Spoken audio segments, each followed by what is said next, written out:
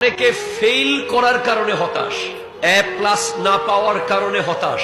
অনেকে এমন পর্যায়ে চলে যাচ্ছে যেন সুইসাইড করবে, যেন এটাই জীবনের সবচেয়ে বড় পরীক্ষা ছিল, এটাতেই ফেল করেছি, বাস আমার বাঁচার কোনো অধিকার নাই।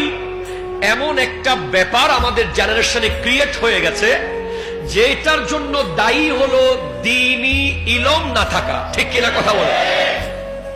এর জন্য এরিস্টুকেট সোসাইটি, এলিট ফ্যামিলিতে শুহাদায়ে কারবালার আলোচনা না হওয়ার কারণে ইমামে কারবালার ধৈর্যের কথা তারা শুনে নাই।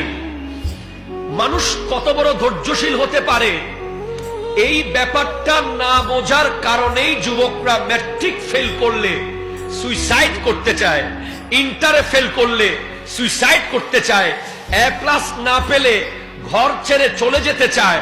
আমরা বলবো অনেক এ প্লাস পাইনি এমন ব্যক্তিকে আমরা চিনি যারা গোটা দেশ চালাচ্ছে। ঠিক কিনা কথা জোরে বলেন না?